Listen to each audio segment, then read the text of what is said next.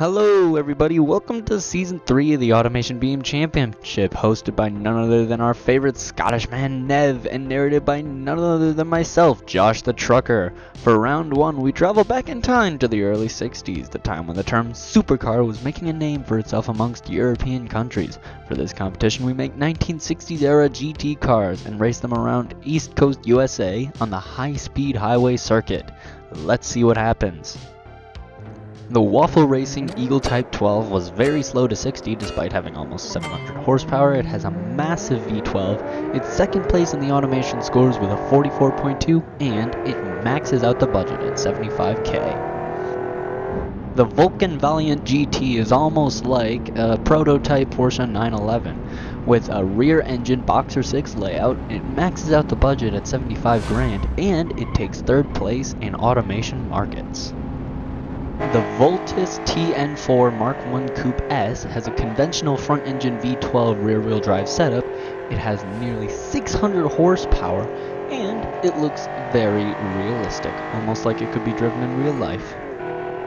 The Vernon Valmont 412 Signature took third place in aesthetics, has extremely low market scores, and is very heavy at slightly over 2,000 kilograms.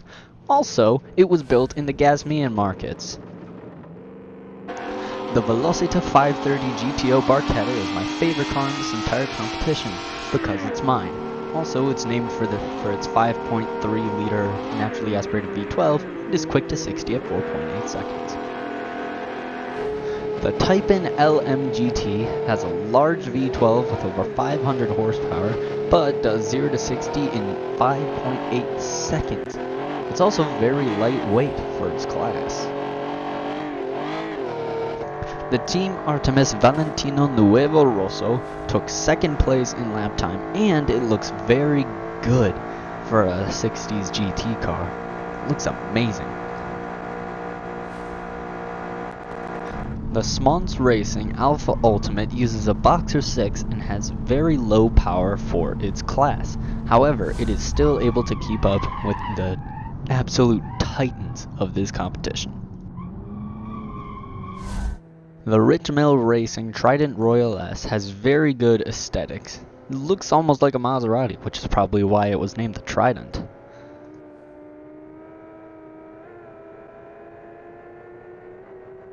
The Picard 251 GTB took a completely different route from most other cars in this round. It has a very low horsepower number, but it is still very competitive with other people. The NMR Bullet LA8 Porcupine took a markets penalty due to it being built in Daluha. However, it is still the winner in the aesthetics class, and it has the fastest 0 to 60 time with 3.9 seconds. The new Horizon Lafayette Fascino GT Rosso 3 took third place in the automation scores in this round.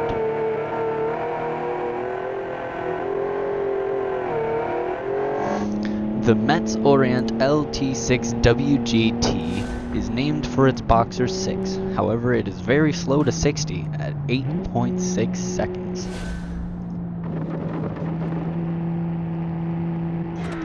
The LMAO Borghini Elite 500 had a very interesting design choice, however the name makes me want to slap the creator. I'm just kidding, but seriously. The Lion Racing R1 FP5 is slightly heavier than most at almost 1,600 kilograms and is using an automatic, which is kind of rare in this competition.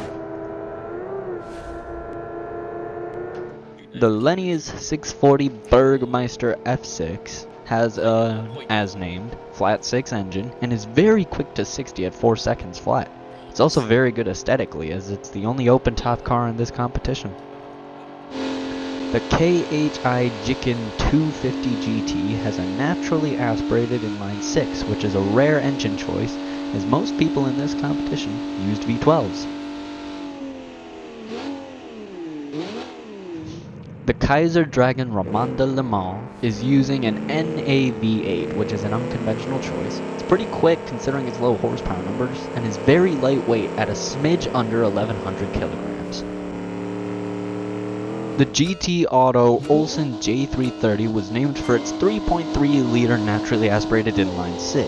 It only has 250 horsepower, but it was very quick around the track, and is possibly the lightest car in this competition at 965 kilos.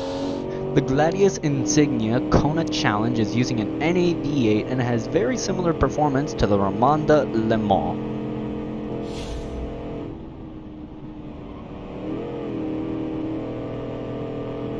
The Ferdinand PV Gigant 600-CE is a very heavy car suiting its name. It looks like an old Mercedes sedan, and it has a massive 6.1-liter V12. The Enigma Vulcan Veloci has a very small V12 making huge horsepower numbers, although it only has mid-pack performance, and it has a transverse engine placement which is very different. The Fraser Centurion Big Car by Egg Motorsport has a massive 7.4-liter V16 making 320 horsepower. It has a 3-gear auto and a 0 to 60 of exactly 6.66 seconds.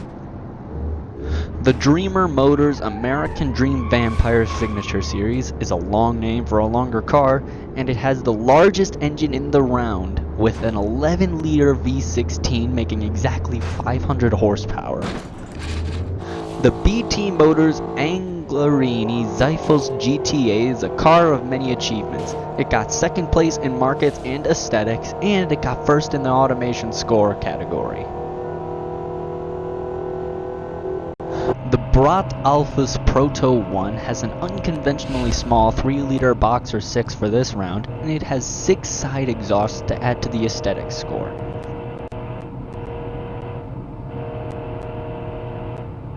The Auto Delta Reparto Corse 748 GT Spin Master has a high horsepower engine and rear-wheel drive, so no wonder it earned the name Spin Master. The Alpaca Round 1 V2 is a very simply named vehicle with a 5.2-liter V12 and a 3rd place finish in lap time.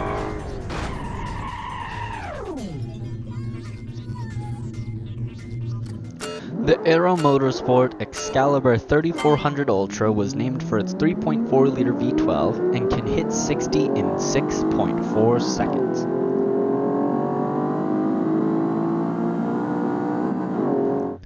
The Thistle Gaius GTR is our winning vehicle for today's round with the fastest lap time on the entire class, and it also holds a first place in the market category. However, it maxes out the budget at an incredible $75,000. It holds a 7.1 out of 10 in aesthetics, it weighs 1368 kilograms, and it has a 6.3-liter naturally aspirated V12 making 510 horsepower to the rear wheels. It has a 4-gear manual, a front longitudinal conventional setup, and it revs to 6,900 RPM. Using a corrosion-resistant steel monocoque aluminum panels and double wishbone front and rear suspension, this beast was able to lap the track in 2 minutes 2.421 seconds, with Nev making a very fast attempt. The car scores a 240.5 average in markets and a 42.8 average score in the automation scores category, which is incredible. Now I'll leave you guys to watch the rest of this incredible lap.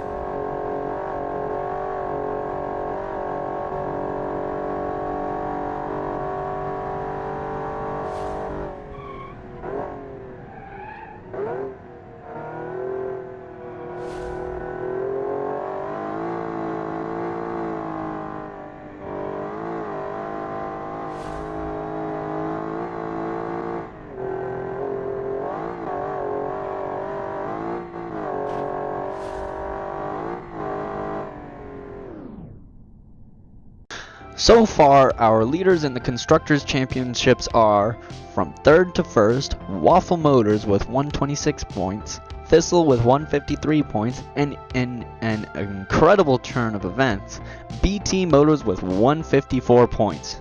Rounding out the top 5 are Team Artemis in 4th with 125 points, and New Horizon in 5th with 121. Great job to all of you.